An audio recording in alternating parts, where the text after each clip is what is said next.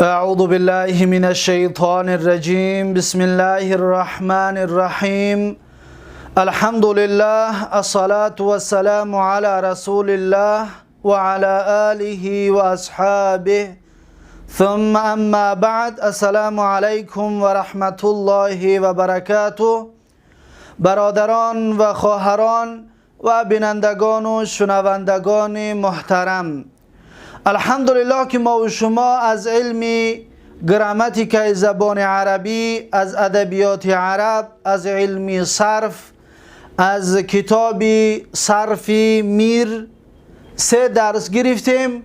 بنده حالا میخواهم درس 4 را از کتاب سارفی میر به سمع شما برادران و خواهران و خواهشمندان آموزش زبان عربی برسانم. پس درس امروزه ما و شما از اینجا شروع می شود که صاحب کتاب میگوید فصلون، یعنی که از این فصل جدید، از این فصل نو درس ما و شما شروع می شود. پس درس امروزه همون به مثل درس 3 درس گذشته مشکل و قین نیست، خیلی آسان است. برای کی؟ برای همون کسانی که 22 باب صرفی را اون 22 درسی که کردگی بودیم، هر کسی که آن 22 درس را اگر خوب از خود کردگی که باشد، این درس براش بسیار آسان می شود. اما اگر آن 22 درسی 22 باب صرفی را حفظ نکرده باشد، خوب نفهمیده باشد، پس این درس براش مشکل می شود. زیرا که آن 22 درس را خلاصه‌اش را ما در یک درس میگوییم. 22 درسی که کردگی بودیم، حالا در همین درس 4 سارفی میر انا همون 22 باب صرفی را مختصرا کوتاهک برای شما پیشکش میگردونیم. صاحب کتاب میگوید که فصل میگه دانسته شد که فعل ثلاثی مجرد را 3 صیغه است. یعنی چی؟ یعنی که ما و شما از آن 22 باب صرفی دانستیم که فعل های ثلاثی مجرد 3 صیغه دارد. ببینید، ثلاثی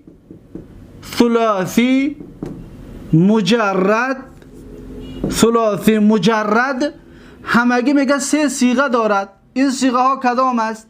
اکنون دقت بتید. ثلاثی مجرد میگه دانسته شد که فعل ثلاثی مجرد را 3 صیغه است. 3 صیغه دارد و بس. آن 3 صیغه چی است؟ دقت بتید. فعل و فعل و فعول، همون چیزی هسته که ما و شما این را در 22 باب صرفی خواندگی بودیم. ببینید، فعل، فاعل، فاعول. اکنون این چی است؟ یعنی که معلوم شد صاحب کتاب حالا فقط فعل های ماضی سلوسی مجرد در نظر دارد.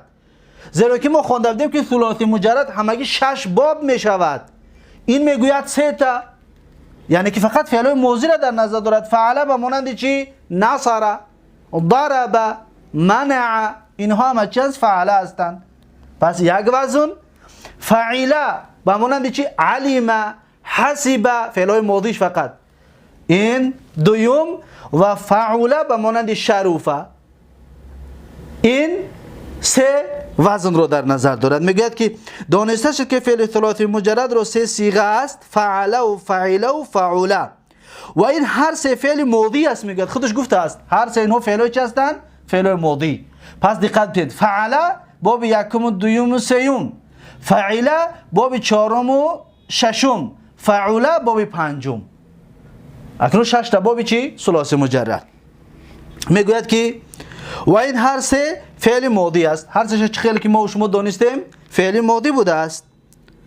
و فعل ماضی آن است که دلالت کند بر زمان گذشته. ما شما را میدونیم فعل ماضی مثلا نصر، کمک کرد، نصرت داد، یاردم کرد و امد در زمان گذشته. فعل ماضی به معنای چی است؟ دلالت کند بر زمان گذشته. و هر یکی را مستقبل است یا مستقبل است. مستقبل و مستقبل هر دو جایز است. مستقبل یعنی که ما و شما در آینده در درس‌های گذشته میگفتیم که فعل مضارع همین مستقبل است. مستقبل یا مستقبل همون فعل چی است؟ فعل مضارع. هر یکی رو مستقبل است و مستقبل آن است که، یعنی که فعل مضارع را اکنون بیان میکنند، میگم مستقبل آن است که دلالت کند بر زمان آینده. چطور ما میگیم فعل مضارع یعنی زمان آینده، مستقبل یا مستقبل یعنی فعل مضارع بر زمان آینده دلالت میکند. و مستقبل فعل سه است. اکنون یک تک اکنون شرح میتید. ببینید فعل میگد سه تا مستقبل دارد یا مستقبل دارد و باز این را بیان میکنه که دو تا مستقبل دارد، این یک تا مستقبل دارد. این را ما و شما از گذشته میدونیم، از این حساب توضیح زیاد نمیتیم. میگوید که فعل سه است، یعنی که مستقبل فعل سه تا است. فعل را مستقبلش چند تا بوده است؟ سه تا بوده است.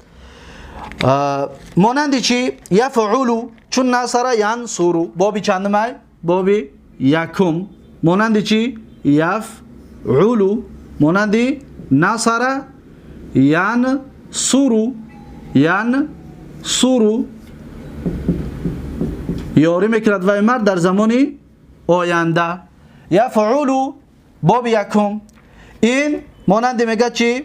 چون نصر ینصر یکم وزن و فعل و یفعل دویم وزن میگه یفعلو هست. دقت بتید یفعلو با کسر عین، یفعلو.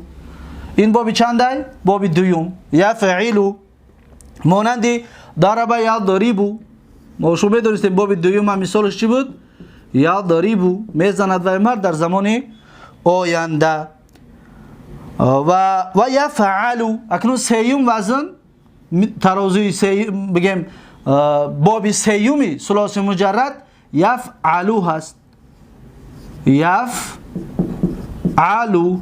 فعل عین فتحه دارد، یفعلو عین فتحه دارد. در اونجا گفته بودیم که این باب شرط دارد. شرط چه است که عین باب یا که لام باب از حرفای حلق باشد.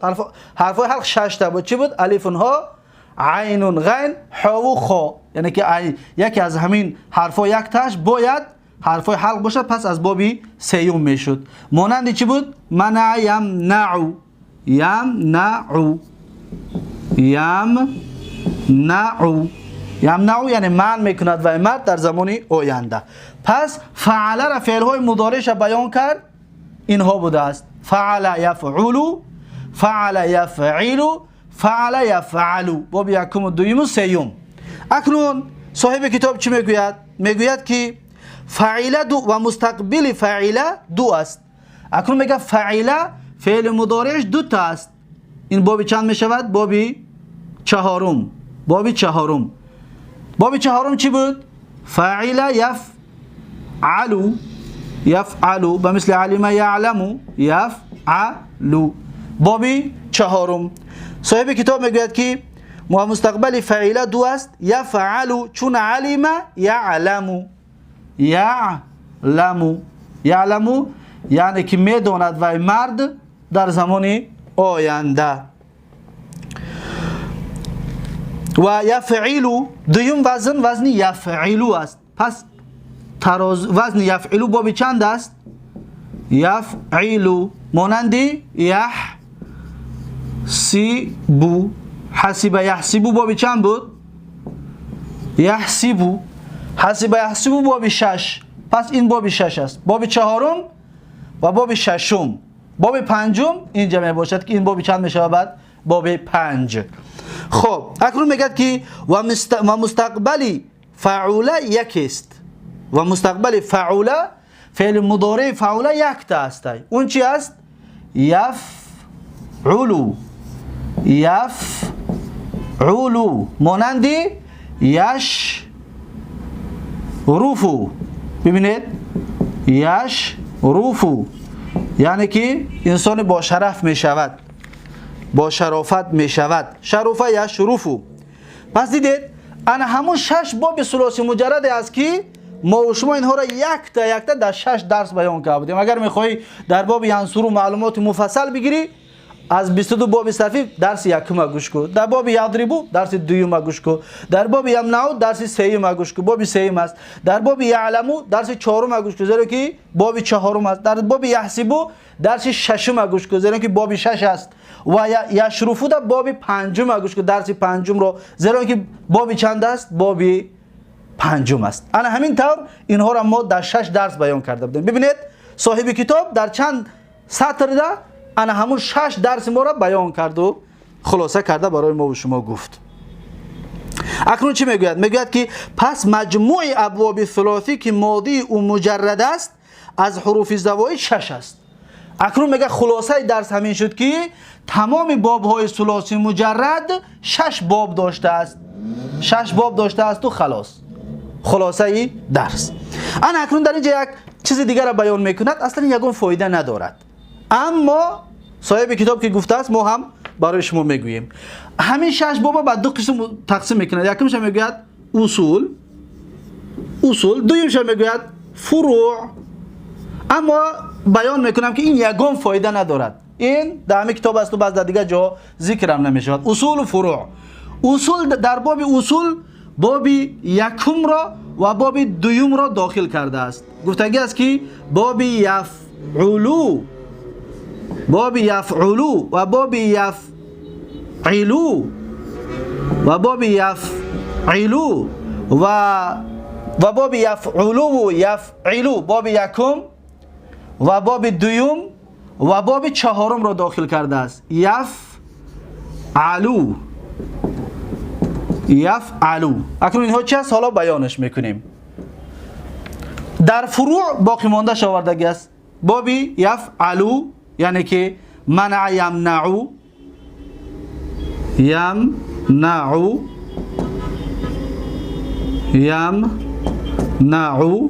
و باب یحسبو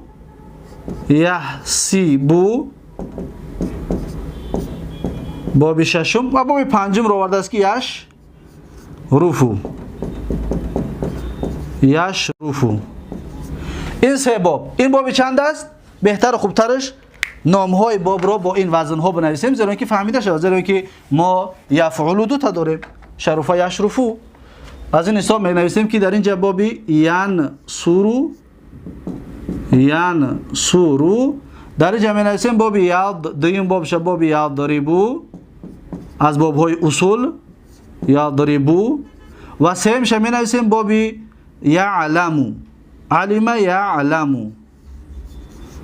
یعلمو. خب این تقسیم کرده است.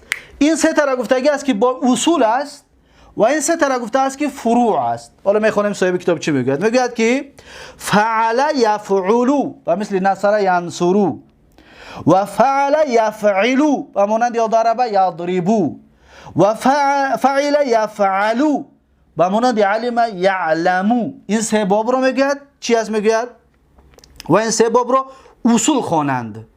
این را میگن نامش چی است؟ اصول است. این سه تا اصول میگن. چطور گفتم یگان فایده ندارد. این با دانستن و ندانستن هیچ فایده ندارد.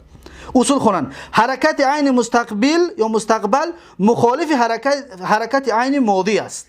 یک کس بگه که اکنون برای چی این را اصول گفت و این را فروع گفت؟ برای چی؟ میگه به خاطر آنه که ینصرو ساده نگاه کن دمه فعل ماضی شبیه فتحه، پس با یکدیگر مخالفت کردن، یعنی که هر دوش موافق نیامدن، برای همین خاطر شد اصول.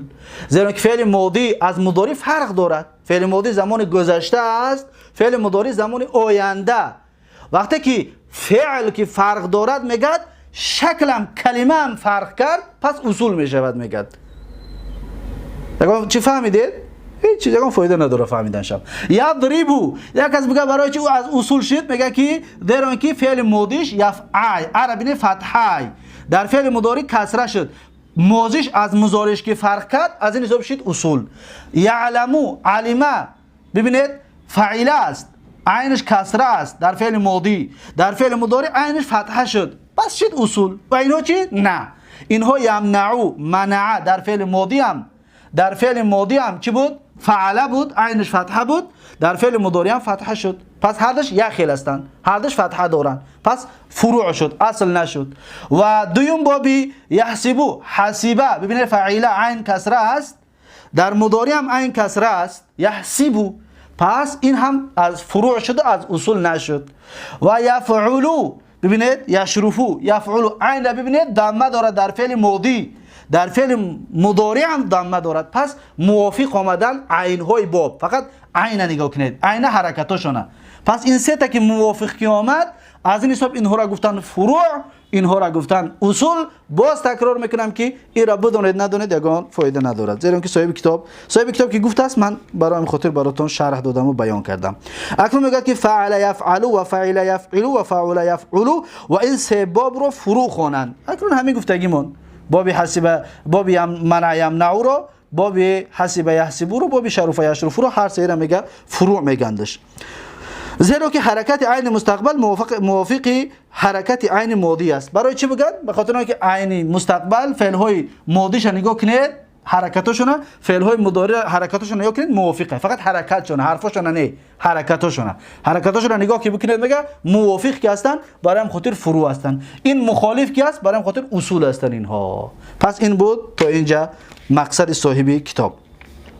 پس میگذاریم به فصل نو. در فصل نو صاحب کتاب برای ما و شما چی میگوید؟ صاحب کتاب برای ما و شما بیان میکند، میگوید که فعل ثلاثی مزید فیه رو 10 باب مشهور است. دقت دادید؟ باب های ثلاثی مزید میگوید همگی 10 تا باب دارد. اکنون دقت بتید، ثلاثی مجرد 6 تا باب داشت گرفتیمش. ثلاثی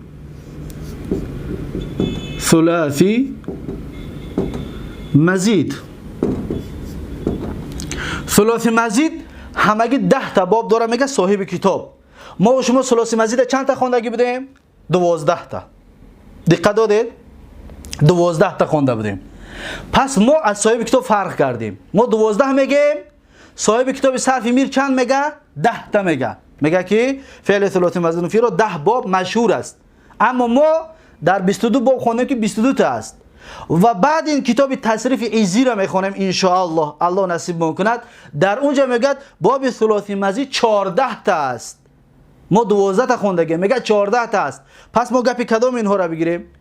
ما 22 خوندیم، در کتاب بناء الافعال 22 میگه، 12 میگه، و تصریف سرفی میر 10 تاش میگه، و تصریف عیزی 14 تا میگه. کدامش میگیریم؟ ما همون چیزی که خوندیم همون را 12 را. زیرا که با صاحب کتاب دو تا یک در این جوال ذکر نمیکند، در آخر کتاب با ذکرش میکند. دو تا در آخر کتاب ذکرش میکند. از این حساب پس دقت بتید که صاحب کتاب از اون 12 تا خوندگی ما 2 تاش نمیگیره، کدامش نمیگیره؟ دقت بتید. خب این هم به مثل همون تقسیماتی که میکردیم، ثلاثی مزید به 3 قسم تقسیم میشود. به 3 قسم، یکم، دوم، سوم. یادتان هست میگفتیم که ثلاثی مزید 3 تا بابش یک تقسیمه، و 5 تا بابش یک تقسیمه، و 4 تا بابش یک تقسیم دیگه. 3 با 5 چند می شود؟ 3 با 5 می شود 8 تا، و با این 4 می شود 12 تا. پس تقسیمات خواندگی اولینه ما. پس با موافق کتاب بگیریم، اگر باید اینجا را چیکار کنیم؟ باید اینجا را 2 تا بکنیم، بگیم 2 تا می شود، زیرا که این 10 تا میگه. 3 با 5 8، با این 2 تا 10 تا. صاحب کتاب صاحب سرفی میر گفتگی گپش. خب اکنون بیا تا بیان میکنیم که چی گپ شد در اینجا. میگه که فعل ثلاثی مزید فی رو 10 باب مشهور است. 10 تا باب موافق گپی سرفی میر، اما ما گفتیم 12 تا است. یکم باب چی است؟ افعال هست. ما شما باب افعال میدونیم نه؟ افعل یفعل افعالا. باب چندم بودی؟ باب هفتم. یکم باب ثلاثی مزید، یکم باب ثلاثی مزید باب افعل یفعل افعال بود. اکرم یکرم و اکرام. پس اکرم یکرم و اکرام باب یکم است. خلاصه بیان کرده رفتن میگیره. میگه باب افعال، افعل یفعل افعالا، چون مانند اکرم یکرم و اکراما، یعنی که اکرم احترام کرد، اکرام کرد، حرمت کرد. یکرم احترام میکند یا حرمت میکند، اکراما حرمت کردن. این باب چنده؟ باب هفتم. و باب یکمی ثلاثی مزید. باب تفعیل، دویم باب تفعیل است. این سه تا را بیان کردی سای. حالا یادش بیان کردیم باب افعال، دویم بابش میگه باب تفعیل است. فقط مسدر را گرفتی سای. باب تفعیل مانندی فعل یفعل تفعیلا، و مانندی چون صرف یصرف تصریف. ما در اون 22 باب گفتیم فرح یفرح تفریح، صرف یصرف تصریف. همچنین از باب چی؟ از باب هشتم است. از باب هشتم می باشد. پس از این سه تا دو تاشو بیان کرد. باب مفاعله، باب مفاعله چندم باب است؟ باب دهم. فاعل یفاعل مفاعلتا خواندگی بدیم و میگوید که فاعل یفاعل مفاعلتا، چون ضارب یضارب مضاربتا، ضارب یضارب مضاربتا. پس این سه تا را بیان کرد. ما در اون 22 باب این باب نهم رو خوانده بودیم که قاتل یقاتل مقاتلتا و همچنین دو مصدر دیگه هم داشت، قتالا و قیتالا، دو مصدر دیگه هم داشت، اما این کتاب اون دو مصدرش ذکر نکرد، فقط یک مفاعلتا مضاربتا مقاتلتا یک مصدرش ذکر کرد و خلاص. خب این باب چند بود؟ اکنون سه تا این را خلاص کرد. صاحب کتاب میگوید که در ماضی هر یکی از این سه باب یک حروف زائده است. این ما گفته بودیم که برای چی ما سه تقسیم کردیم؟ برای حرفا. در اینجا یک تا حرف زیاد است، سه باب ده یک حرف زیاد است، بس در این یک حرفی زیاد شدن. اگر میخواهی که به تفصیل بفهمی که اون حرف کدام است، پس بازگرد به 22 باب صرفی، درس هفتم، باب هفتم، باب هشتم، باب نهم گوش کن، انا همین را با تفصیل بیان کردگی هستیم دیگه. حالا حاجت به بیان کردن اون اینجا نمی باشد. خب اکنون ما این قسم رو خلاص کردیم. میگذاریم به قسم دوم که دو حرفی زیادی دارد، اون همگی 5 باب است. خب صاحب کتاب میگوید که باب افتعال، باب افتعال میدونیم باب چند است؟ از اون 22 باب صرفی باب دهم، باب 10 میگوید که افتعل یفتعل افتعالا، این ترازو است، وزن است، مانند اکتسب یکتسب اکتسابا. در اونجا ما خوانده بودیم باب 10 را چی؟ اجتمع یجتمع اجتماع. اکتسب اجتماع هر دوش از باب چنده؟ از باب دهم است. پس از این ما یک تاش رو گرفتیم از این 5 باب. باب افتعالش میگن، باب افتعال. دوم بابش باب انفعال است، انفعال. پس باب انفعال ترازوش انفعل ینفعل انفعالا و موزونش مانند انصرف ینصرف انصرافا، انصرف ینصرف انصرافا. در اونجا ما خونده بودیم که انکسر ینکسر انکسارا، همون انکسره و همین این انصرفه هر دوش از باب چنده؟ باب 11. پس از این 5 تا ما 2 تاش رو گرفتیم. و سیومش باب تفعل هست، باب تفعل مانند ترازوش تفعل یتفعل تفعلا، مانند تصرف یتصرف تصرفا. پس تصرفه در اونجا ما خونده بودیم که تکلم، تکلم یتکلم تکلما و تصرف یتصرف تصرفا، هر دوش از یک باب است. بابی چی است؟ باب 12 هم؟ نه، باب 13. پس ما از این 3 تاش رو خوندیم. ما باب 10 را، 11 را، حال 12 را نخوندیم وجد خوندگیمونه، و 13 را خوندیم. 3 تا شد. و چهارمش باب چی است؟ چهارمش باب تفاعل، میگه باب تفاعل است، مانندی ترازوش تفاعل یتفاعل تفاعلا، مانندی تضارب یتضارب تضاربا. ببینید تضارب، تضارب همون چیزی است که ما در 22 باب صرفی خونده بودیم که تباعد، تباعد یتباعد تباعدا، تضارب یتضارب تضاربا، هر دین ها یک باب است. پس یادتون باشه در اونجا ما گفته بودیم که باب این تباعد مشارکه بین اثنین فاکثر بود، اما باب مفاعلت از این باب سیوم بابش در اینجا ما او را باب چی خوندیم؟ باب ضاربه خوندیم. این مشارکه بین اثنین او واحد بود. اینها را با تفصیل در بارشون صحبت کرده هستیم در 22 باب صرفی. و کدام اینها اکنون متعدی است، کدامش لازم، اینها هم صحبت داشتیم. و تقسیماتی که در اونجا و تفصیل و شرحی که در اون 22 باب دادگی هستیم، همه را حالا ببینید 22 درس در یک درس در نیم ساعت کم و زیادتر بیانش میکنیم و با آخرش میرسونیم. خب اکنون چی میگوید؟ میگوید که حالا ما باب چی رسیدیم؟ تضاربه. باب تضاربه باب تباعد. باب تباعد چنده؟ باب 14. باب 14. حالا در بین باب 12 ماندگی است. 10 را 11 را گرفتیم، 13 14 را. پس از این 5 تا ما 4 تا گرفتیم. اکنون پنجمش میگه که باب افعل، افعلال، باب افعلال. باب افعلال مانند افعل یفعل افعلالا، مانند احمر یحمر احمرارا. دقت دادید؟ احمر یحمر احمرارا. اکنون احمر باب چند است؟ باب 12. اکنون تا به حال ما در باب 14 رسیدیم. 6 تا باب ثلاثی مجرد و این 3 تا باب تا باب 9 را و این 5 تا باب تا باب چند می شود؟ با این 5 تا باب می شود باب 9 تا با 5 تا 14 تا و این 4 باب دیگر قطعی یا تا به حال 14 باب خواندیم. 14 باب خواندیم و موافق این کتاب 2 تا دیگر موافق خواندگی ما 4 باب دیگر حالی باقی موندگی است که 18 تا شود، زیرا که ثلاثی مجرد و ثلاثی مزید همگی 18 باب است. خب اکنون میگوید که در ماضی هر یکی از این 5 باب 2 حرف زائد است. اکنون میگه که در ماضی 5 تا این باب که حالا گفتیم باب افتعل، باب انفعل، باب تفعل، باب تفاعل، باب افعل، این 5 تا باب رو میگد در اینها میگد همگی 2 حرف زائد است. چطور گفتیم 2 حرف چیه؟ حرف زیادی دارد. 3 حرفشون حرفای اصلی است و 2 حرفش حرف زائد. چطور باز تکرار میکنم اگر میخواهید که این را به تفصیل بفهمید، پس درس 22 باب صرفی از درس 10 شروع کنید. 10 11 12 13 14. پس این تا درس 14 را گوش کنید، این را به تفصیل میخوانید و میبینید چطور شرح و بیان و تفصیل کرده هستیم. مخصوص باب 12 را که احمره کمی کارها داشت در فعل مضارعش، در فعل ماضیش که فک ادغام میشد، در اونجا به تفصیل بیانش کردیم. باز در این کتاب در آینده اون مسئله را صحبت میکند. خب اکنون ما 2 قسم خلاص کردیم، گفتیم همگی 14 باب شد.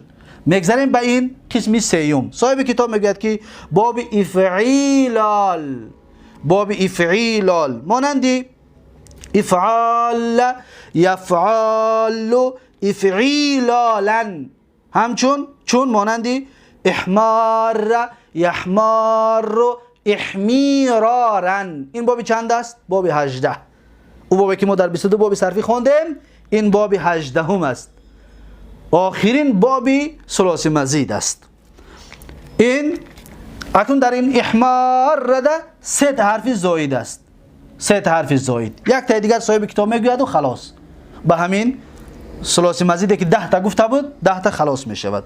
خب بیایید میگوید که باب استفعال، باب استفعال، باب استفعال مانندی استفعل یستفعل استفعالا، استفعل یستفعل استفعالا مانندی استخرج یستخرج استخراجا، استخرج یستخرج استخراجا.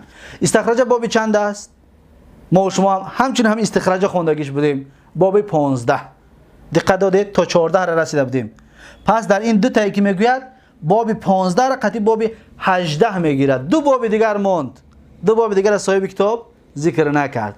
اکنون میگوید که در ماضی هر یک از این 2 باب 3 حرف زائد است. این قسم سومی از این گفتگیمان در ماضیاشون در فعل ماضی مثلا استفعل 2 حرف زیادی دارد، 2 حرفی زائده است و 3 حرفی اصلی همگی میشود 5 حرف. و این رو میگوید که از این حساب گفته که در این 2 باب میگه 3 حرفی زائد است. 3 تا حرفی چی است؟ زائد است. 3 تا زیادی است و 3 تا اصلی همگی 6 حرف دارد. زیرا که باب استفعل دقت بدید استفعل دقت بدید این 3 تا حرفای چیه؟ زائد است و این 3 تا حرفای اصلی است که استغفر مثلا، استغفر،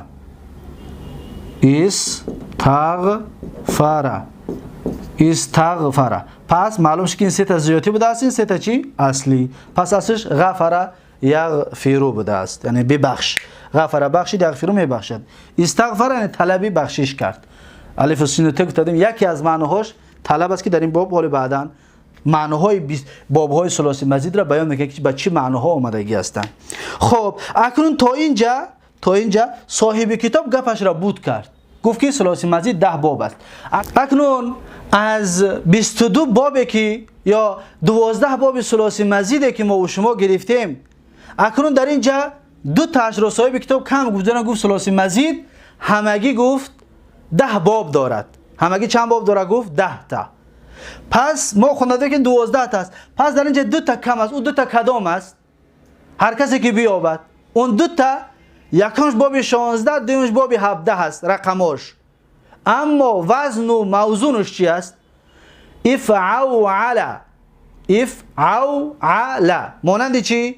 اعشاء شب. اعشاء شب باب چند است؟ باب 16. اعشاء شب یعشاء شب اعشی شبن داریم همچون کار دارد. اعشاء واو بود، برای چی اعشی یاش کردیم؟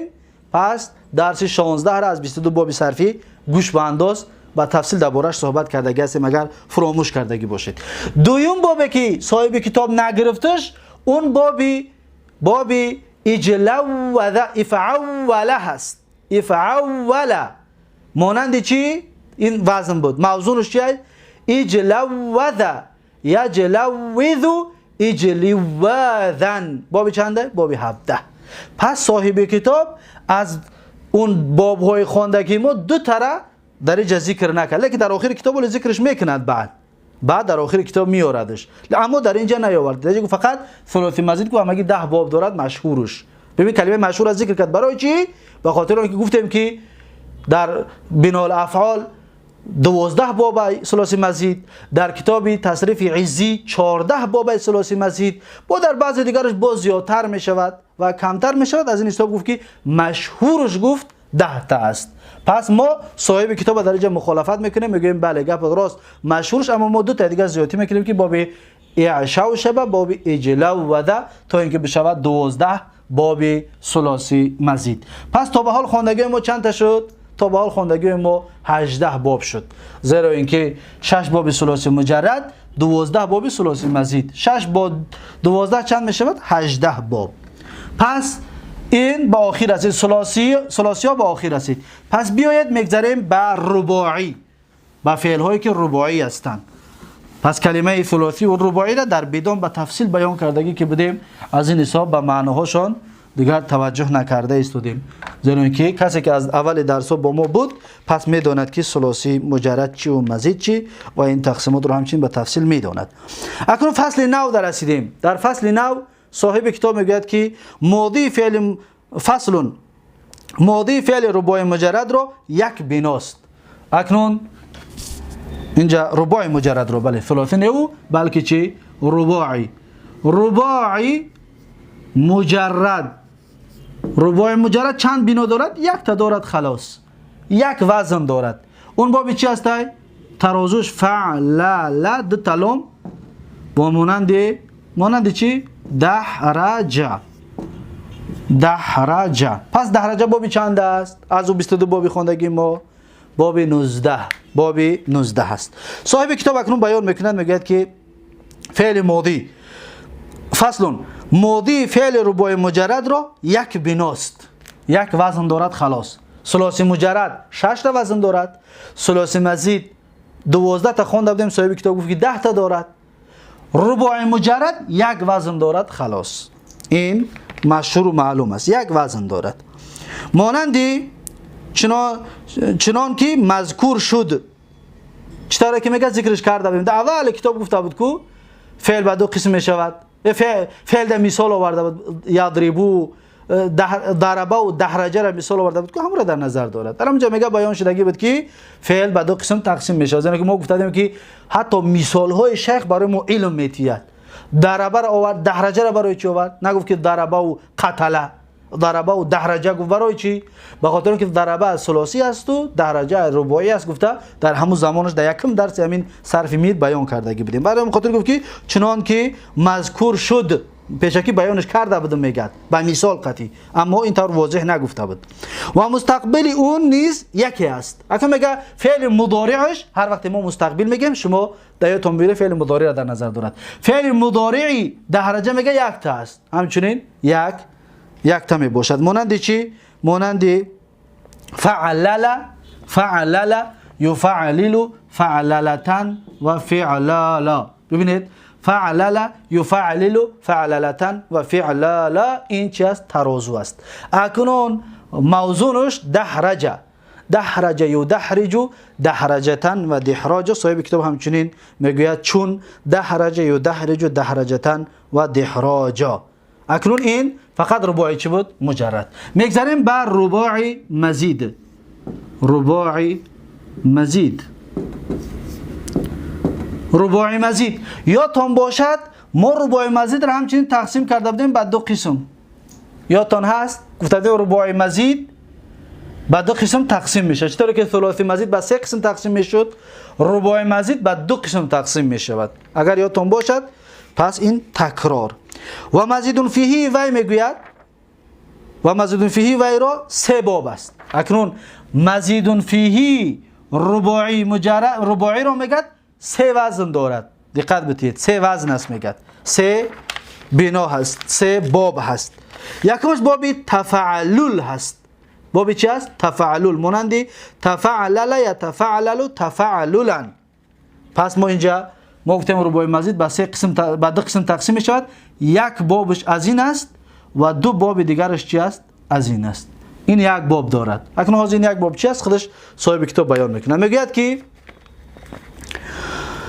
تفعلل یتفعلل تفعللا، چون تدحرج یتدحرج تدحرجا. ببینید تدحرج، همین دحرجه را در اولش یا تمون. از این حساب ما میگیم تدحرجه که گفتیم از باب رباعی مجرد نیست، از رباعی مزید است و به یک حرف زیادی دارد. یک باب از سلوسی مزید، از رباعی مزید یک حرف چی دارد؟ زیادی دارد که اون باب تدحرج یا تدحرج و تدحرجن هست. خب اکنون میگوید که در ماضی این باب یک حرف زاید است. چطور گفتیم که در این یک باب یک حرف زیادی دارد که حرفی چیه؟ ت، تدحرج. اکنون میگذاریم در این دو تایی باقی مانده اش. این باب چند شد اکنون؟ باب 20. تدحرج یا تدحرج تدحرجن باب 20 است. خب میگوید که باب افعلال، باب افعلال مانندی ترازویش افعلل یفعلل افعلالا، مانندی موزونش یعنی احرنجم یحرنجم احرنجاما. دقت دادید؟ احرنجم یحرنجم احرنجاما. پس از این باب یک تاش رو گرفتیم، از این دو باب یک تاش رو گرفتیم که احرنجم دو حرفی چی دارد؟ زیادی دارد. رن الف قطعی نون زیادی است، اصلش حرجم یحرجم حرجمتن از باب رباعی مجرد است. پس احرنجمه که گفتیم باب چند میشود؟ باب 21 از 22 باب صرفی. خب آخرین باب باب افعلال. افعلال ببینید افعلال میگه افعلل یا افعلل باید بگوید. اینجا در هر کسی که دقت بتید، کسی که این کتاب ها را دارد زیرا که چاپاشون گوناگون است، بعضی هاشون همین شدت در لام دوم است. اگر لام دوم نباشد درست است، اما در بالای لام یکم باشد اگر غلط است، خطا است. اینجا در افعلل در کتاب ما در باب یکم در لام یکم در شده است، غلط است. در لام دوم باید باشد، در لام دوم شده نه در لام یکم. پس میخوانیم که افعلل افعلل یفعلل در دوم شم دوم لام بونید. افعلل درست است، افعلل درست است، در لام یکم شده دارد. اکنون این ترازو بود. موضوعش چی است؟ اقشعر یقشعر اقشعرارا. اقشعر یقشعر اقشعرارا. پس اقشعر باب چند است؟ آخرین باب صرفی در کتاب 22 باب صرفی ما گرفتیم باب 22 است. پس این را همچنین ما گرفتیم هر دویش را. پس اقشعر دو تا حرف زیادی داره. در اولش یک همزه است، در آخرش چی است؟ یک غیر زیادی کردیم در اقشعر. اصلش چی بود؟ قشعر از باب رباعی مجرد از باب 19 بود. قشعر یقشعر قشعرتن و قشعارا اصلش اینطور بود، ما زیادی کردیم. خب اکنون صاحب کتاب میگه که در ماضی هر یکی از این دو باب دو حرف زاید است. ببینید در این دو باب دو حرفی چی داره میگه؟ زیادی داریم، چطوری که بیانش کردیم. اکنون 22 باب صرفی را ببینید خلاص کرد در چند دقیقه، 30 دقیقه یا 30 چند دقیقه ده ما 22 درس خلاص کردیم. این 22 درس با تفصیل فعل ماضی و مضارع، اسم فاعل، اسم مفعول، جهت، نفی، امر، نهی، اسم زمان، اسم مکان، اسم آلت، اسم تفضیل، حتی مصدر میمی 13 چیز اشتقاقش را اگر میخوای هر یک باب رو بفهمی پس بازگرد به اون 22 باب صرفی. در اونجا به تفصیل اینها را بیان کردیم. هر کسی که اونجا فهمید پس اینجا راحت کرد. اما هر کسی که او را گوش کردگی نباشه، اونجا را نفهمیده باشه، پس درس ما را هیچی نفهمید. یقین میدونم که درس ما را هیچی نفهمید. اگر 22 باب صرفی را ندانی این درس هیچی نمیفهمی. زیرا اینکه ما ترجمه نکردیم مثالا را، زیرا در اونجا گفتگی بودیم شون و نگفتیم متعدی یا لازم، زیرا که در اونجا گفتیم اگر میخوای که این 22 باب بدونی کدام باب متعدی کدام باب لازم، پس اونجا برو 22 باب صرفی را گوش کن. اگر میخوای که 22 باب بدونیش کدامش برای مطاوعه هست، پس اونجا برو باب های مطاوعه را ما گفته بودیم. و کدام بابش برای مبالغه است، باب های مبالغه فعل لازم همچنین در اونجا گفتگی بودیم ما و بابا را تقسیم کرده بودیم. باب کدامش که برای زیادتر هست، برای مبالغه فعل لازم است، گفته در اونجا به تفصیل صحبت کرده هستیم. از این حساب اینجا دیگر اونها را تکرار نمیکنیم. به همین 22 باب صرفی به آخر رسید. اکنون یک چیز دیگر را بیان میکنیم. در اینجا این را در کتاب بیدان خواندگیم. اگر کتاب بیدان رو درست فهمیدگی باشید، اگر این گپ را به آسانی میفهمید. بیایید میبینیم که این گپ چی است. دقت بتید. میگوید که صاحب کتاب که فصل میگه اسم بر دو گونه است. ببینید اسم میگه بر دو قسم تقسیم میشود. اسم بر دو گونه است. اسم بر دو گونه است. چیزی که ما در اینجا صاحب کتاب میگه چی میگه؟ masдар در اینجا میگه غیر masдар.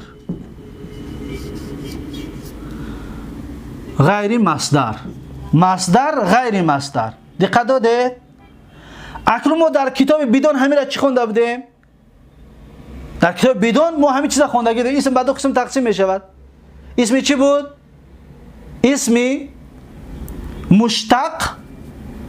اسمی چی؟ اسمی بله اسمی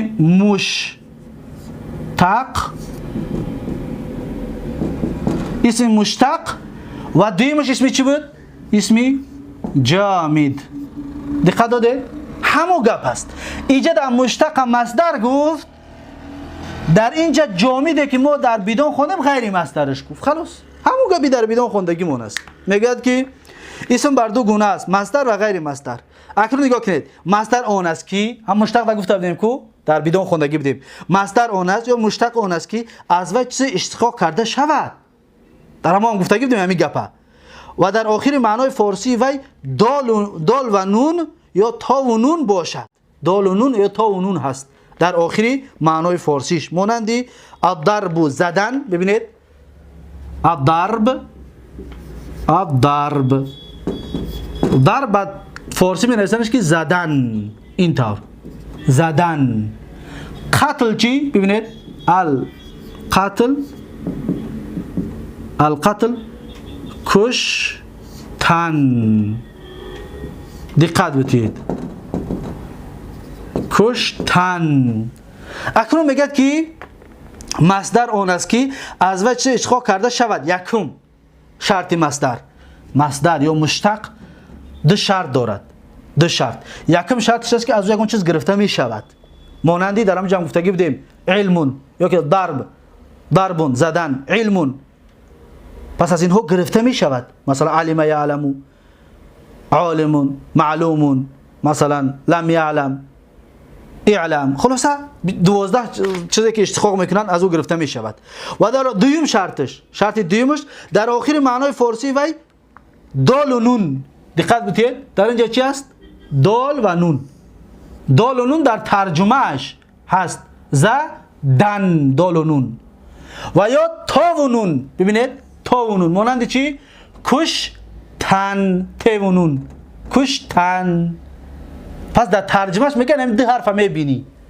این یک علامت برای شناختن، چون الضرب زدن القتل کشتن. اکنون در اینجا من میخواهم که یک فایده دیگر هم براتون بیان کنم. مثلا یک آدم بیاد بگوید که برادرم وقتی تو میگی در آخرش دال و نون باشد، مثلا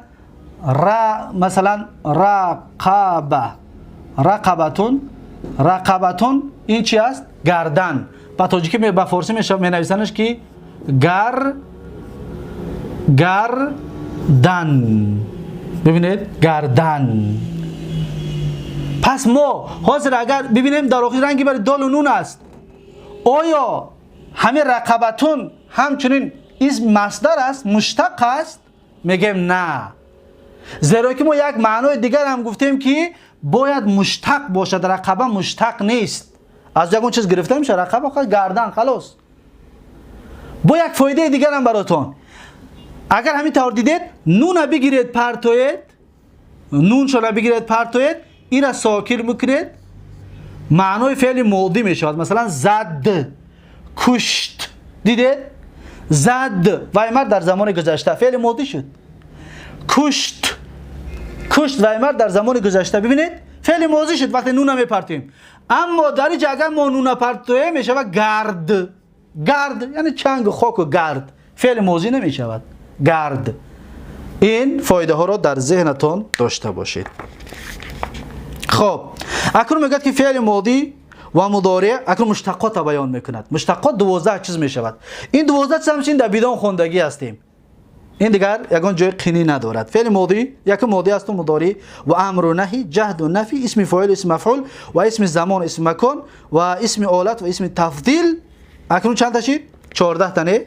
ماضی، مضارع، امر، نهی، جهد، نفی، اسم فاعل، اسم مفعول، اسم زمان، اسم مکان، اسم آلت، اسم تفضیل.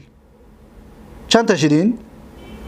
خب ماضی 1، مضارع 2، امر 3، نهی 4، جهد 5، نفی 6، اسم فاعل 7، اسم مفعول 8، اسم زمان 9، اسم مکان 10، اسم آلت 11، اسم تفضیل 12. همون 12 چیزی که در بدون خوندیم همون 12 چیز است و بس، اون چیز زیادی دیگر ندارد. اگه میگه که اسم تفضیل از مصدر مشتق اند، همه 12 چیز را میگه از مصدر میگیریم. در بدون گفته بودیم که از مشتقات میگیریم. مشتقات یعنی که از اون چیز گرفته میشود. اما غیر مصدر یا جامد سختی است او یگان چیز گرفته نمیشود. مانند چی؟ مانند مثال جامد رجلون. ببینید رجلون. آیا میشه بگوی رجلون در زمان گذشته؟ رجل یعنی مرد در زمان گذشته، مرد در زمان آینده میشود؟ نه نمیشود. لیکن الضرب زدن این اسم مشتق مصدر در مثالش است، قتل کشتن. اما این را میشود بگوی که زد و مرد در زمان گذشته، در زمان آینده زننده، یعنی میشود. یا قتل کش و مرد در زمان گذشته، در زمان آینده کشت، یعنی زمان. ببینید میشود، از یک چیز گرفته میشود. اما از رجل یا که مثلا مثال دیگه در بدون خوانده بودیم که فرسون، اسب. آیا فرس یگان چیز گرفته میشود؟ اسب میشود که بگو اسب در زمان گذشته، اسب در زمان آینده؟ نه نمیشود. پس اینها غیر مصدر هستند یا که جامد به اصطلاح بدون و مصدر است اینهاش، و مشتق به اصطلاحی که در بدون ما و شما خوانده بودیم. پس ببینید کتاب بدون هم هر کسی که اگر بهتر و خوبتر و حفظ کرده باشه، فهمیده باشه، پس این درس دیگه براش آسانک میشود. پس درس امروزه ما تا همین لحظه چی قدر شد تکرار همون کتاب درس‌های گذشتهمون بود. 22 باب سرفی را در اینجا گفتیم و تقریبا یک درس یا دو درس بدون هم در اینجا تقریبا آمد. اسم مشتق چی است و جامد چی است، یعنی مصدر غیر مصدر و این مثالا را همچنین در بدون هم گرفتگی بودیم. پس این هست درس چهارم ما و شما از کتاب سرفی میر و در این فصل درس امروزمون را به پایان میرسانیم و درس آینده ان شاء الله از این فصل درس را شروع خواهیم کرد. درس پنجم ما و شما از اینجا شروع خواهد شد که چطوری که درس گذشته در آخر بیان کردیم که ما گفتیم اسم یعنی که مصدر یا که فعل، اسم یا فعل 7 قسم می شود: صحیح و مثال و اجوف و ناقص و لفیف و لفیف مفروق و مقرون. 7 قسم می شود. انا اکنون یک تا انا همین را بیان می کند. از 6 تا کتاب، از 6 باب سلوسی مجرد ای صحیح می آید، ای مثال ای چند باب می آید، ای مضاعف ای چند باب می آید و ای لفیف از چند باب می آید، لفیف مقرون، لفیف مفروق. انا اکنون دیگر فایده های این 7 قسم اگر حفظ کردگی که باشید، فایده هاش در درس آینده و درس های بعدش ان شاء الله فایده هاش هم میفهمید چی فایده بوده است. یعنی که اون 7 قسمی که ما میکنیم اون بیهوده نیست، اون را فایدهش ان شاء الله درس های آینده خواهید فهمید که چی فایده ها داشته است. پس این است درس امروزه ما و شما و این درس رو در اینجا به آخر میرسانم و یک شما رو به الله تبارک و تعالی میسپارم. هر کجایی که باشید سلامت و موفق و سربلند باشید تا درس آینده. الله حافظ و مددکار. السلام علیکم و رحمت الله و برکاته.